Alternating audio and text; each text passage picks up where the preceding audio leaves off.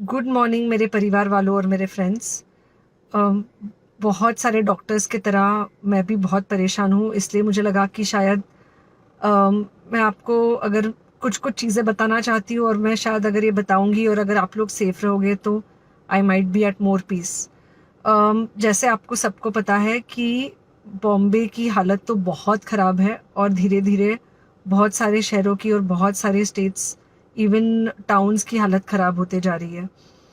बॉम्बे की हालत तो इतनी ख़राब है कि हमारे हॉस्पिटल्स में आईसीयू बेड्स वेटिंग पे है, पेशेंट्स के लिए बेड्स नहीं है।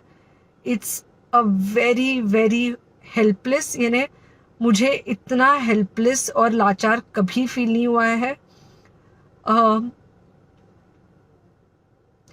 We have to literally manage patients at home with oxygen, and this is not something we are enjoying.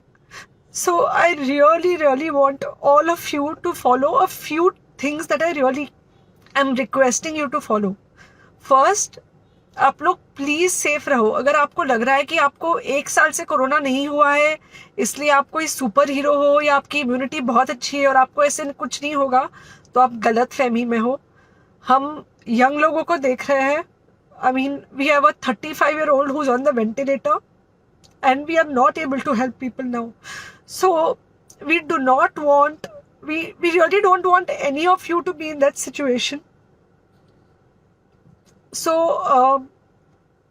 sorry,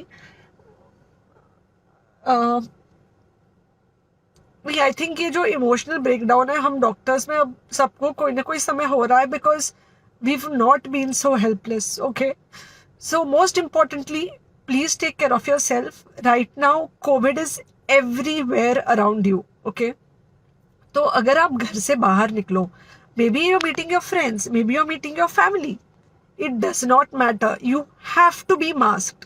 okay, just because आपको अभी 1 साल से कोरोना नहीं हुआ है या आपको पिछले साल कोरोना होकर जा चुका है, इसका मतलब ये नहीं है कि आपको वापस कोरोना नहीं हो सकता। You can still get covid. तो please keep yourself very well masked at all times. अगर आप घर से बाहर निकल रहे हो तो घर के बाहर निकलो, मास्क होना चाहिए। मास्क सिर्फ इधर नहीं, मास्क पूरा नाक से पूरा यहाँ तक होना चाहिए। दूसरी बात, अगर आपको कुछ होता है, अगर आपको बुखार आता है या कुछ होता है, पैनिक मत होइए। Do not get unneeded investigations done. Get in touch with me obviously immediately. And most importantly, आपके जो फ्रेंड्स है या कोई भी है उनको बोलो पैनिक में होकर एडमिट ना हुए हॉस्पिटल में। फिलहाल जो सिचुएशन है वो ऐसी है कि बहुत सारे हॉस्पिटल्स में स्टेबल पेशेंट्स एडमिट हो रहे हैं और बहुत सारे लोग जिनको एक्चुअली ऑक्सीजन की ज़रूरत है उनके लिए हमारे पास बेड नहीं है। इनफैक्ट हम लोग घर में लोगों को ऑक्सीजन देके मैनेज करने की कोशिश कर रहे हैं, और ये हमने पहले कभी नहीं किया है कि हम इतने सारे लोगों के लिए बेड्स ढूंढ रहे हैं, इतने सारे लोगों को घर में मैनेज करने की कोशिश कर रहे हैं। So please leave beds for people who actually need it, who have pneumonia, who need oxygen, and who will need to be under very close medical care.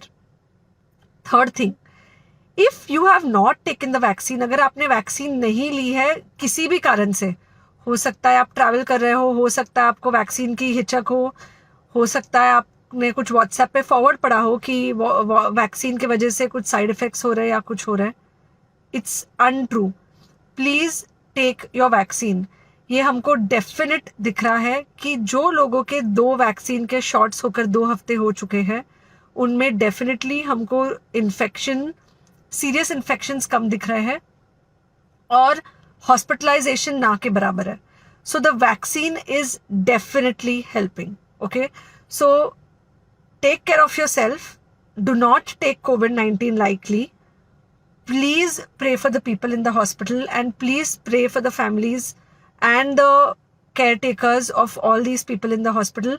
उनको आपके प्रार्थना की बहुत ज़रूरत है और सबसे ज़्यादा ज़रूरत है कि आप अपना ध्यान रखें।